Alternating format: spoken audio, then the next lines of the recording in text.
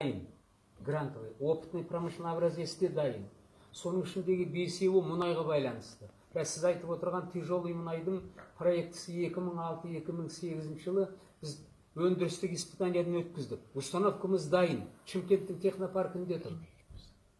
Қазмұнайгазға обращаться етсек, біз сізге бұндай проект заказ бергеніміз жоқ дейді. Сіздердің Қазмұнайгазбен сөйлесуге шамаларыңыз жете ме? Біз енді шама жеткенде біз былай жұмыс істеп отырмыз. Соныге тағы екіншісі мен жауап беріп отырайын. Соныге мен түгел айтып шығайын, соныге жауап бересіз. Екіншісі дизель. Қазір білесіз, дизельдің бағасы уже 92-ден 20-25-30 теңгеге қымбат болып кетті. Сол дизельді Россиядан дешевыйға 35-40 теңгеге прямогонный нестандартный дизельді сатып алуға болады. Сол менің аппаратым арқылы гидродинамический молекулярный реактор арқылы оны высококачественный зимний дизельге айландыруға болады. Сонда бір 18-ақ теңге қосылады соған. Соны Қазмұнайға айтып түсіндіре алмаймыз, сіздерге айтып түсіндіре алмаймыз. Ана академиясында сынау арқылы сіздерге өткіздік, өтпей қалды. Сонда бензинді, прямогонный бензинді 92-ге айландырамыз, ол да өтпейді. Высокопарафинизм нефтінің парафинна жұрттың бәрі айтады, депарафинизация жасау керек. Это ол ақымақтық ол. Депарафинизация жасамау керек. Просто парафинді изопарафинға айландыру керек. У него другое свойство, уже другой температура застывания.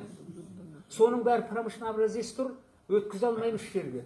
Сіздер арқылы өте алмаймыз. Сонымен мен 16 жылдан бері сіздердің конкурсына қатыспаймын. Қазір де қатыспай отырмын. Жақсы. Ол енді сіздің қақыңыз ғой. Иә, ол менің қақым ғой, бірақ сонда менің конкурсыма біздің мынау мемлекеттің жариялаған конкурсына келіп отқан жоқ. Жоқ, сонда енді ол қалай? Сонда сіздер наукаға не үшін агитация жасайсыздар? А результат шыққанды қолдамайсыздар. Сіз міне ішімде не бар екенін түсініңдер деп отырсыз ғой маған. Мен ішімдегі емес, мен наоборот бәрін сыртқа шығарып жария қылып отырмын. Жария қылып, сіз жобаңызбен келіңіз. Бердік қой, талай рет беріп. Дунайдан бері, Дунай, содан бері қатысамыз. Өмір өткенім жоқ. Енді өзіміз, сонда мен өзімнің неменен промышленный образец жеткізіп отырмын. Мен сонда обязан перед государством. Это его проблема, государство проблема. Мен соны шешіп отырмын, өте алмаймын. Түсінікті. Мен сізге келдеп шақырып отырмын. Сіз енді бара алмаймын десеңіз, енді ол сіздің